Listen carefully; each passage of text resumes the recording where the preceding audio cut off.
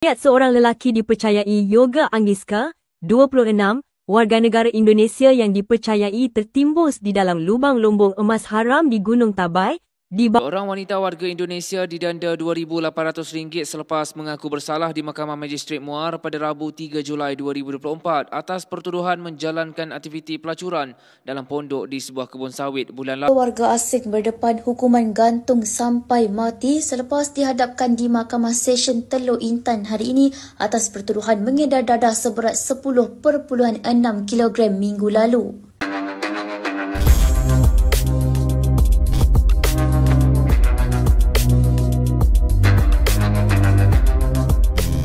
Assalamualaikum warahmatullahi wabarakatuh, geng. Berjumpa lagi bersama saya Iki. Gimana kabar saudara-saudara, sahabat-sahabat saya? Semoga kabar kalian selalu baik-baik saja, dilindungi oleh Allah Subhanahu wa taala, dijauhkan dari segala bala musibah dan diberi umur panjang. Amin ya rabbal alamin. Oke, geng, seperti biasanya di video kali ini Ikinya akan mereaction sebuah video yang telah di-tag maupun yang telah terjumpa di TikTok. Dan di video kali ini Ikinya akan mereaction sebuah video ada seorang warga Indonesia yang tertimbun tanah saat menggali emas. Ini tapi di Malaysia, geng. Sebelum Ikinya lanjut, Ikinya berduka cita innalillahi wa innalillahi rajiun kepada beliau yang telah meninggal dunia ini ya, geng ya. Namun, geng, ini buat para warga asing Indonesia ya. Sekali lagi ya, geng ya. Kalian di Malaysia itu bukan disuruh menggali emas. Kayak gitu loh, geng. Ya, kalian di sini tuh perminya untuk apa? Kerja kebun kan, malah menggali emas. Itulah salah sampean sendiri. Kayak gitu ya, geng ya. Jadi ini namanya mungkin di Malaysia itu dia telah mendapatkan ancar-ancar untuk di tanah itu ada emas, terus dia menggali seperti di Indonesia. Ya, kalau di Indonesia kalian menggali kayak gitu, kalau nggak ketahuan aparat, kalian nggak akan mungkin ya kena saman ataupun kena apa. Tapi ini di Malaysia, ini negara orang, ini tanah orang kayak gitu loh. Kalian kok seenakannya aja menggali seperti itu. Dan ada juga perempuan Indonesia yang membuat malu nama baik Indonesia di Malaysia, geng. Ini lagi. Waduh. Tolong ya buat warga Indonesia yang di Malaysia ya. Tolonglah, jangan selalu buat malu kayak gini ya. Dan ada juga dua lelaki Indonesia lagi itu kena tangkap, geng, gara-gara kasus yang Ikinya akan reaction ini. Tapi sebelum Ikinya reaction, jangan lupa dulu dong, geng. Sokong channel ini dengan cara apa? Subscribe, like, comment, and share-nya. Jom kita simak bersama-sama. Oke, let's go. Mayat seorang lelaki dipercayai Yoga Angiska, 26, warga negara Indonesia yang dipercayai tertimbus di dalam lubang lumbung emas haram di Gunung Tabai, dibawa berjaya dikeluarkan oleh pasukan operasi mencari dan menyelamat SAR pada Amis. Ketua Polis Daerah Bau DSP Jawai Francis Kempas berkata, mayat mangsa ditemui oleh pasukan SAR kira-kira 90 meter di dalam lubang tersebut dalam keadaan reput.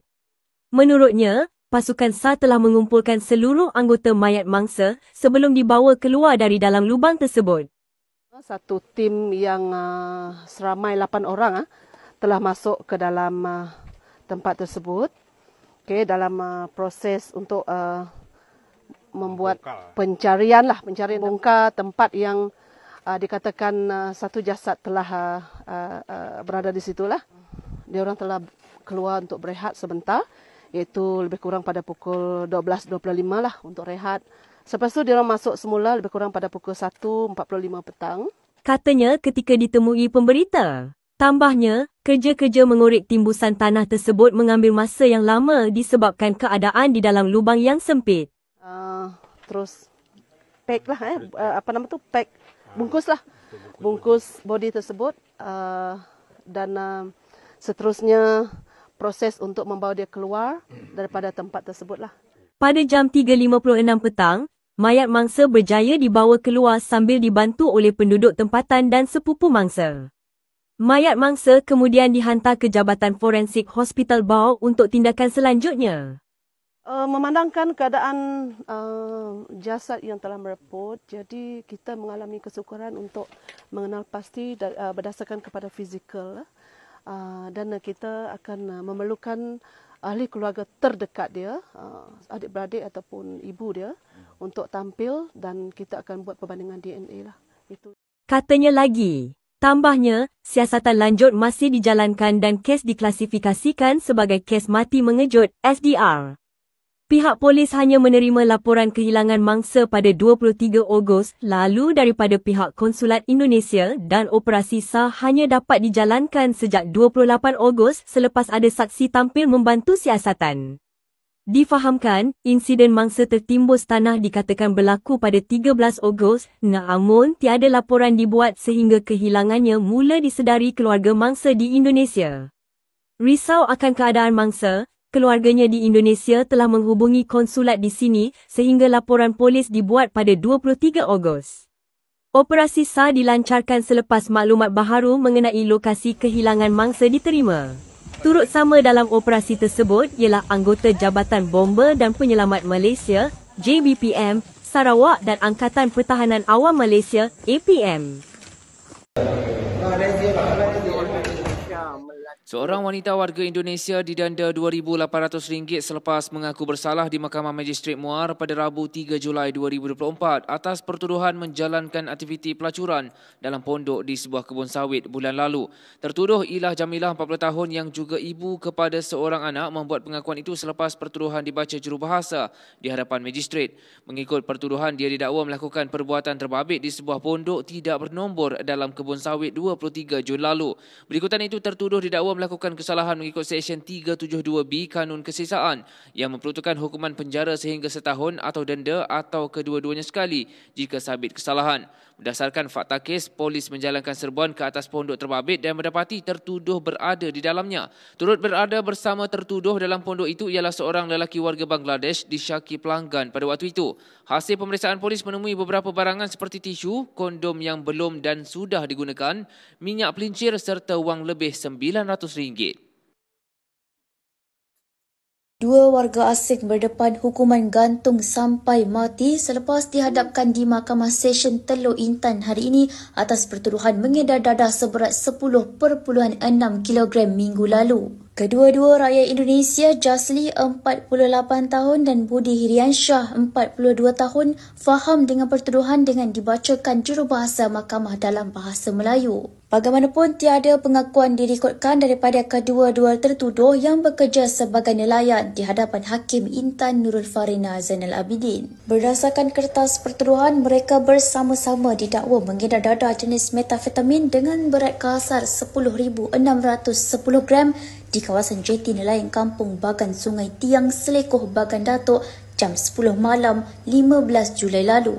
Bagi pertuduhan itu, mereka didakwa mengikut Seksyen 39B-1-A Akta Dadah Berbahaya ADB 1952 dan boleh dihukum mengikut Seksyen 39B-2 Akta sama serta dibaca bersama Seksyen 34 Kanun Kesiksaan. Jasli dan Budi Hiriansyah berdepan hukuman gantung sampai mati atau penjara seumur hidup dan jika tidak dihukum mati, hendaklah disertakan dengan sebatan sehingga 15 kali jika sabit kesalahan.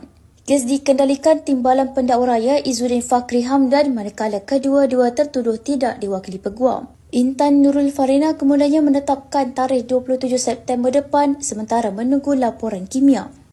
Nanti ada statement nih daripada netizen Konoha, bener katanya si MRI. Iki ini selalu memojokkan warga Indonesia yang berbuat salah di negara orang. Hei, kawan-kawan, sahabat-sahabat dan teman-teman, ataupun buat orang Indonesia, ataupun buat para netizen Indonesia, ataupun netizen Konoha tepatnya ya geng ya. Ikinya tuh bukan memojokkan kayak gitu, tapi menasehati supaya tidak diulangi para pekerja Indonesia yang berada di luar negeri ataupun tepatnya yang berada di Malaysia kayak gitu loh. Soalnya kalian tuh para netizen selalu menghina negara Malaysia, selalu menyinyir tentang negara Malaysia. Tapi ya banyak warga Indonesia yang ditampung di Malaysia bekerja. Namun tidak semuanya, tapi ada sebagian saja, segelintir saja orang Indonesia ya yang menyalahi undang-undang di Malaysia. Kalau di negara Indonesia terpulang kalian lah ya kan. Kalian mau ngapain-ngapain, ini di Malaysia bos, ini negara Malaysia kayak gitu. Anda ke Malaysia membawa nama baik Indonesia kayak gitu loh. Kalau sudah Anda berbuat seperti ini, seperti mbaknya atau seperti dua orang itu ya, kalau yang meninggal udahlah kita lupakan saja, semoga arwahnya tenang di sisi Allah Subhanahu wa taala kayak gitu ya. Mungkin kesalahan beliau juga kayak gitu ya. Oke, yang terakhir video ini ya, buat mbaknya juga. Kalian tujuannya ke Malaysia tuh apa? Gak mungkin lah tujuan ke Malaysia untuk cuma kayak gitu, buat kayak gitu di pondok sawit terus menjual kayak gitu ya kan. Dan juga buat bapaknya, bapak ini kan sudah dewasa, sudah 48 kayak gitu loh, menjual barang kayak itu, astagfirullahaladzim, orang warga Indonesia lagi ya. Waduh, waduh, waduh, waduh, waduh, gimana nih MRI, gimana dong kayak gini, ini tanggapannya gimana? Masa ikinya nggak boleh ngereaction hal seperti ini? Ikinya ngereaction hal seperti ini bukan memojokkan sesama warga Indonesia kayak gitu, bukan mencari kesalahan warga Indonesia, tapi supaya warga Indonesia yang lainnya takut berbuat hal seperti ini kayak gitu, dan jangan sampai melakukan hal seperti ini kayak gitu loh.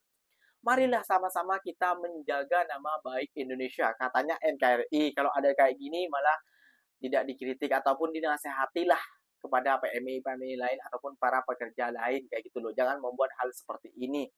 Kayak gitu. Tolonglah, ini negara orang bukan negara kalian kayak gitu loh ya. Tapi meskipun di negara sendiri janganlah buat kayak gitu-gitu loh ya. Jangan buat kejahatan itu tidak baik, geng.